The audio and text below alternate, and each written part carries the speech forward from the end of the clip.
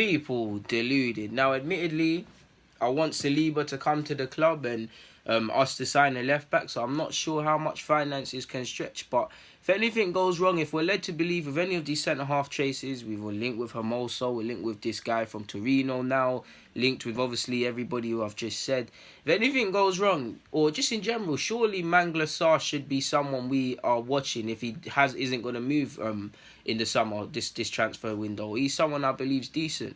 Spoken about him before. You've all obviously seen him at this point, man. I mean, what's in the water in France? We could sit here and probably name about 20 centre halves with a lot of potential, and it'll be interesting to see in 5 years who's actually realised it, who's still playing well but not quite hit them heights, who just simply hasn't hit them heights. Either way, there's something mad in the water in France. All positions, the talent pool is crazy, people. The ones that aren't being looked at must be the scariest thing, because there must be some players even better that, due to the crabs in the barrel mentality in these sort of positions, it can't really happen, people. But Malang Sarr is someone I would be looking at in regards to centre half. He's 20 years of age, people, so obviously we've got to take into account he's raw in several aspects. But he's very mature for his age. For me, he's confident on the ball. I believe he's left-footed. I mean, I've seen him play at left-back and centre-half, most recently for France's, his under-21s. I think he's very mature, man. He's got good technical ability. He can contribute going forward at playing that left-back. He's confident on the ball in terms of passing.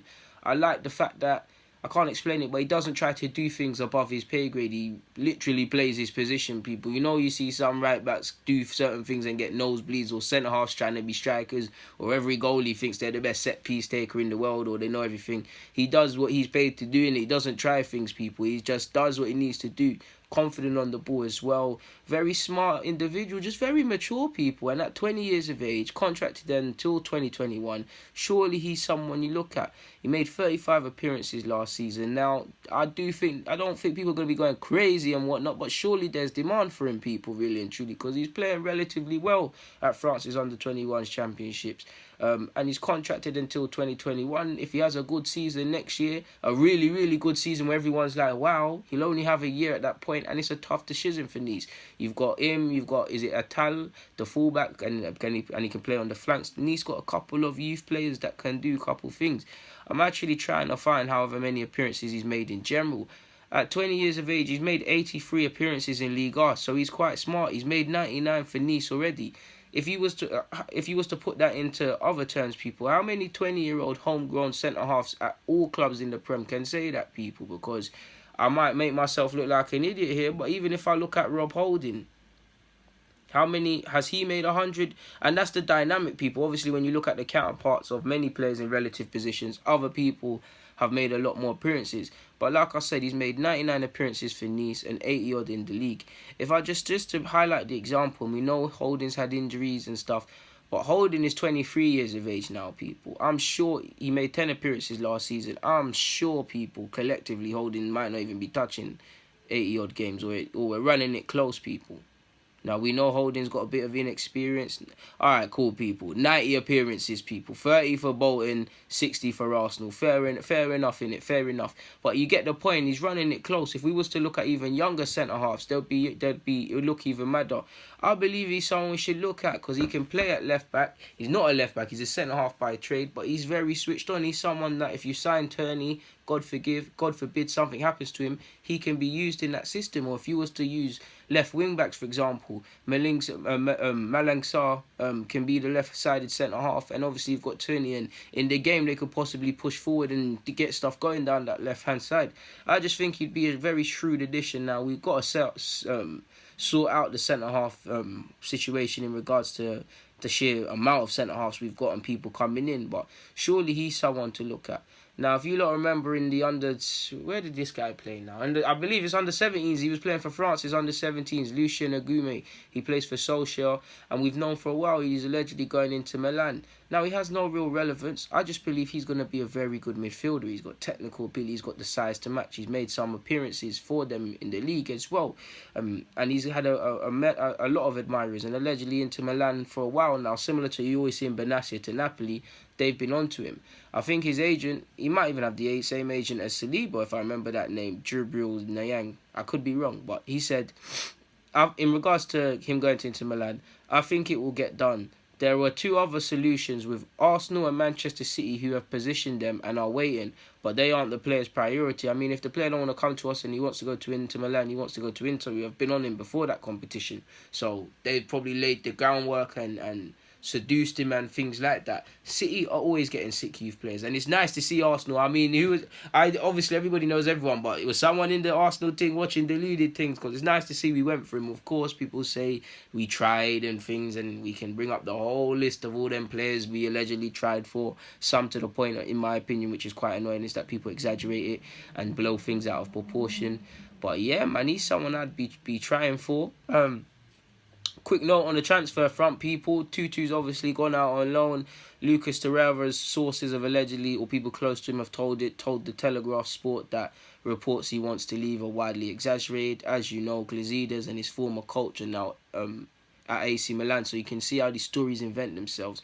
Apparently, we bidded 18 million for Turney and whatnot, and we're in daily talks over him, and we believe he wants to join us. But until that thing's done, it is what it is. Personally, I believe just give them the 25 million, man. No matter how you got no matter how you got to structure it, what you got to do, just get it done, man. Because that's a left back with a lot of years left in him, and can actually hold down that side of the flank for us, people. Pardon me. Moving on. Apparently, allegedly, more of the same in regards to the Saliba. Mohamed Bouhafsi, I believe, is the Twitter account, and he's apparently quite knowledgeable. He said that we've made a £30 million euro bid for him. We've already agreed personal terms with him and his agent in regards to, I assume, a rough idea of the financial requirements they would expect and stuff like that.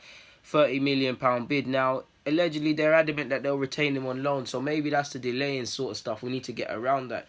For them, it'd be a great position to put them in, because they want to rebuild and they kind of have to sell. I mean, if they get 30 million euros, obviously not up front, because Arsenal won't pay that all up front, but if they're getting more or less guaranteed some substantial funds for their little thing that they're trying to improve, they're keeping a centre-half for the next season. They're living, people, because they've got money and they're dealing with a departure either 6 months or 12 months from now. Arsenal perspective, with our limited budget, it doesn't make much sense, people, because yes, people say he's young, he's inexperienced, he hasn't played that many games, and it might serve him a great year out of the spotlight playing in the French division again. It might, people, but at the end of the day, I believe that, and of course if he was to come here, he would show his talent, but like if him, Bielik, Holding, even to a degree, and Mavropanos, they will show they're still young in that they're making silly fouls, positioning might not be the best, being switched on as general street smartness might not be there. But we're at the point now, really and truly, you might as well. They can't do any worse than some of these players. Not to name drop, but certain German World Cup winners. They cannot do any worse than these on paper experienced individuals that have been in high pressure environments in the World Cup, but can't simply hack playing in a Carling Cup final. And rather than looking at the ref and putting his hand up, track your centre half back. Sorry, people, I've got negative flashbacks. But we're at the point. You might as well just let them. I think many fans would accept the young mistakes from the young players, both in defence and midfield, and obviously the young wingers. Just if we see some progress and they would give us some encouragement and we see what we try to do. So I'm of the opinion of bringing him, Saliba, Holding and Mavropanos. Saliba, Holding and Socrates would be my first choice midfield, I'm bugging out, centre-half trio. They need to fight it out. Whoever's training the best and playing the best starts. Do you get it, people? Obviously Mavropanos, Bielik or someone like that gets thrown into the mix. And admittedly, I would like another experienced centre-half. Beggars can't be choosers. Left back, give the money for Turney. Obviously, Leno's not the oldest of keepers, and we've just signed him. When Bellerin, when he does come back, you'd have your first choice back five for a couple of years in Holding. Let's just assume Holding, Saliba, Turney, Bellerin, and Leno, who I believe for Leno, obviously, I don't feel Leno's been perfect. I feel Leno's done some wild stuff this season and done some calamities. But also think Leno's coming to his own in the second half of the season. Also think Leno's shown he can be a good keeper for us. And if we signed him, then for me, you got to give Leno something to work with, people. What's the point in signing a keeper? For me, if you sign a keeper, he's the first component of the defence, people. I lie.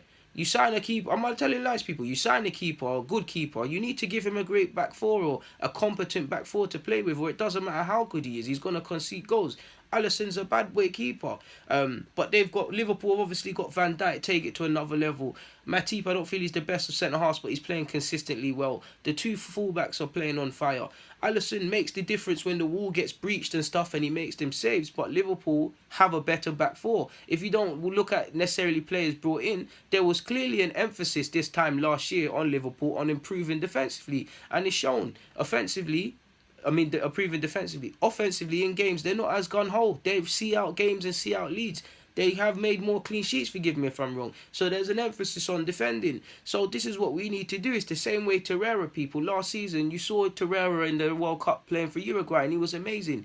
He's amazing for Arsenal and Uruguay, but the difference is, with Uruguay, there's a clear system, and he's just another tool. At Arsenal, Torreira is sick, but he looks sick because he's mopping up everybody's nonsense and stuff like that. There's no structure. We need to get a structure in there and allow people to thrive. People, you sign Leno, regardless of if you feel he's the keeper or not, you got to give him something to work with. We cannot achieve anything generally until we have a decent back five, until we have a decent midfield, until the midfield and defence can work in tandem together and cover out things and stop conceding cheap goals. The strikers, obviously, and midfielders playing to the optimum, playing consistently, helping out defensively, because offensively and defensively, it's one team, one link. The gaps show. You've seen many times, people, from an Arsenal fan point of view, it's frustrating in that when you look at a lot of goals we conceded, if someone just sprinted and made a foul, someone just tracked back, if someone just followed a runner, the sort of sequences, people, every goal any team can concede, people will sit here and say we can improve and stuff like that. But personally, as an Arsenal fan, I feel we give goals away too cheaply via our own mistakes. Obviously,